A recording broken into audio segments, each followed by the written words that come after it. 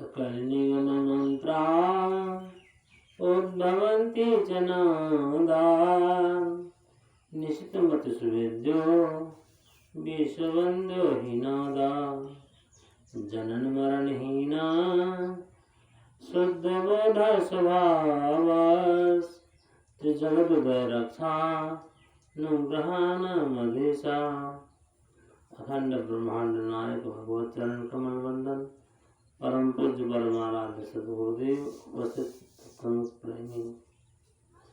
आज बहुत शुभ दिन का है।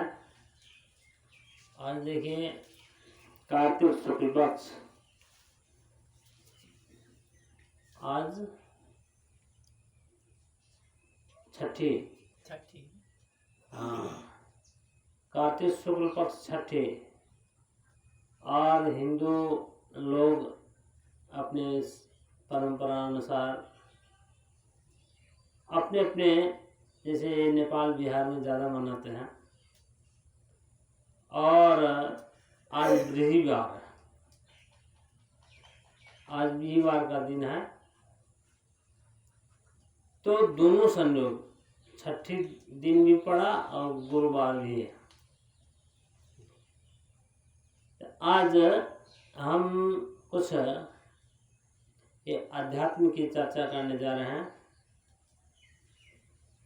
अध्यात्म, अधिआत्म, अध्यात्म, ऐसे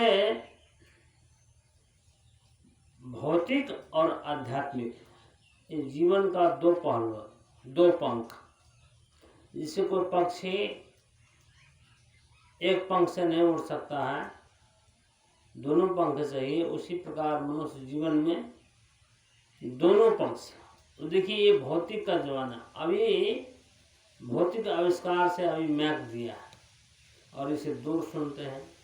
और भौतिक आविष्कार से अभी ऐसे ऐसे साधन हो गया जो दुनिया में ये संचार के माध्यम से कोई कहाँ है कोई कहाँ है, ये भौतिक देन।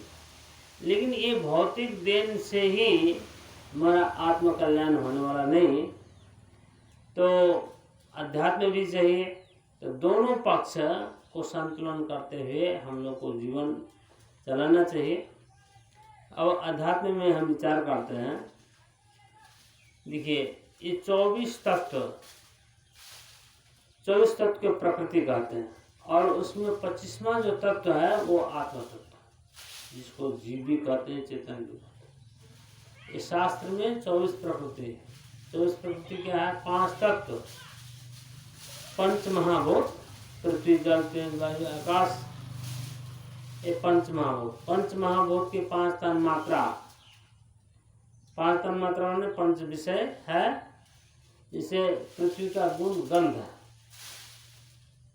पृथ्वी का गुण गंध, जल का गुण रस, और अग्नि का गुण रूप, वायु का गुण स्पर्श, आकाश का गुण शब्द। 5 तत्व के ये 5 गुण है। और ये 5 गुण 5 इंद्रिय के लिए, ज्ञानेन्द्रिय के लिए 5 विषय।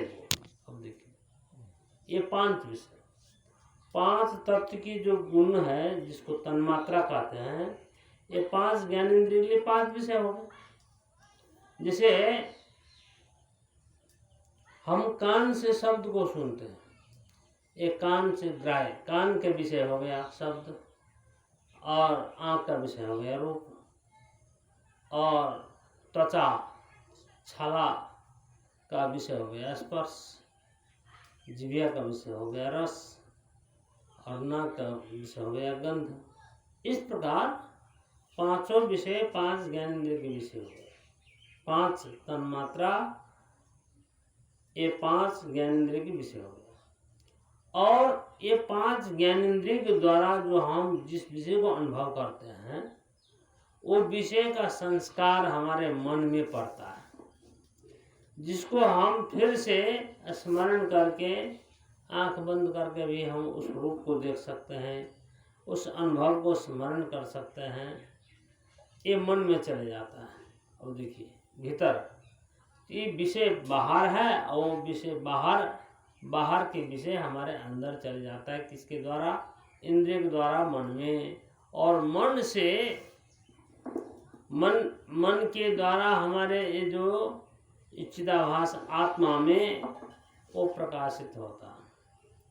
तो अब इसीलिए रामायण में छोटा सा पंक्ति बताया है, विषय करण सुर जीव समेता सकल एकते एक सचेता सब कर परम प्रकाशक जोई राम अनादि अवधपति सोई। रामायण में तुलसीदास जी रामचंद्र भगवान के स्वरूप का वर्णन किए बालकांड में। तो लोग वही दशरथ के पुत्र को राम को जानते हैं, लेकिन यहाँ उस दशरथ पुत्र के कथा कहानी के रूप में तो बोले, लेकिन अध्यात्म रूप में, वास्तविक रूप में, वास्तविक तत्व के रूप में यहाँ पर वेदांत के द्वारा वर्णन करते हैं। जो वो राम कौन है? तो यहाँ इस शरीर में बैठा हुआ आत्मा राम, ये आत्मा राम के प्रकाश से जो चित्तवृत्ति जो भाषित होता है, अचित्तवृत्ति के प्रकाश इंद्रिय में पड़ता है, इंद्रिय के प्रकाश विषय में पड़ता है, फिर विषय उधर से लौट करके मन में आता है। मन विषय कारण, तो विषय आ जाता है इंद्रिय में, इंद्रिय से आ जाता है वृत्ति प्रकाश में, वृत्ति प्रकाश से आ जाता है आत्मा में। इस प्रकार आदान प्रदान होकर के हमें ज्ञान होता है कोई भी विषय का। तो लेकिन अब देखिए यहाँ कहते हैं विषय को प्रकाशित करने के लिए आँख के प्रकाश की जरूरत पड़ा। आँख को प्रकाशित करने के लिए कौन से प्रकाश चाहिए? वृत्ति प्रकाश, जिसको सुर कहते हैं, देवता। विषय कारण सुर जीव समेता। और वृत्ति प्रकाश को भी प्रकाशित करने के लिए कौन प्रकाश चाहिए? तो आत्म प्रकाश। आत्मा को प्रकाशित करने के लिए कौन प्रकाश चाहिए? तो वहाँ कहा जो नहीं, सबका परम प्रकाशक, सबका प्रकाशक वही है, सबका प्रकाशक, उसके आगे और कोई प्रकाश नहीं है। इसीलिए सहज प्रकाश रूप भगवान, सहज प्रकाश, जिसको स्वयं प्रकाश कहते वेद में। तो वो स्वयं प्रकाश की ही प्रकाश से सारी दुनिया प्रकाशित हो रही है, ये अध्यात्म। तो उस प्रकाश को हमें जानना है, वो कौन से प्रकाश है। तो उस प्रकाश को जानने के लिए और साधना के पद्धति खोजना पड़ेगा। अभी जैसे बौद्ध मत में चलता है विपश्यना, बुद्ध भगवान ये विपश्यना ध्यान का प्रचार किया। विपश्यना शब्द का अर्थ क्या है? विपश्चित शब्द से ही विपश्यना, विशेषेण पश्यति इति विपश्चित, विशेषेण पश्यति इति विपश्चित। जो विशेष रूप से देखता है उसको विपश्चित कहते हैं। और जो विशेष रूप से देखना के नाम ही विपश्यना। उन लोग ध्यान करते हैं जो हमारे शरीर में क्या कहाँ क्या हो रहा है उसका ध्यान करते हैं। हमारे ध्यान करते करते पाँव में क्या हो रहा है, अंगल में क्या रहो, यहाँ क्या हो रहा है, वहाँ क्या हो रहा है। मैं कहा जो ऐसे देखना ठीक है, और देखते देखते ऊपर की ओर जाइए, और आपके अंदर में ऊपर की ओर जब जाएंगे तो वहाँ आवाज भी होता है, वो भी विपश्यना ध्यान में आता है। विशेष रूप से देखना, विशेष रूप से देखना, इसी को विपश्यना कहते हैं। तो अब नाद के विषय में और विपश्यना ध्यान के विषय में विचार विमर्श अभी चलने वाला है।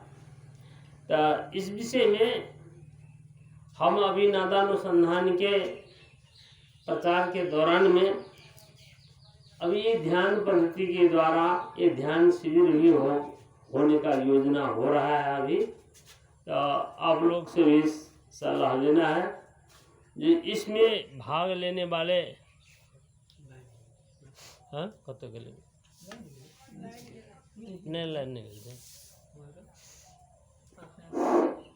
इसमें भाग लेने वाले लोगों को हम जानकारी देंगे। जो हमारा कार्यक्रम फाल्गुन शुक्ल पक्ष एकादशी से प्रारंभ होगा, वो फाल्गुन 26 गते से, और तभी से एक कार्यक्रम ध्यान का शिविर जो 4 बजे प्रातः काल से 5 बजे तक ध्यान का कार्यक्रम होगा, और 5 से 6 बजे तक छल फल अपना प्रवचन, अपना मंतव्य विचार पेश होगा, और उसके बाद वो कार्यक्रम समाप्त होगा। फिर उसके बाद जो नित्य प्रतिदिन होगा, जो पाठ पुराण आदि सब, फिर सायंकाल भी लगभग 6 बजे से 7 बजे तक ध्यान का कार्यक्रम के अंतर्गत जूम मीटिंग के द्वारा उस नाट्य के विषय में, विपස්සना ध्यान के विषय में चर्चा होगी। तो हम आप सभी को ये जानकारी देना चाहते हैं कि ध्यान का कार्यक्रम रखना चाहिए नहीं चाहिए, इस विषय हम लोग चर्चा करेंगे।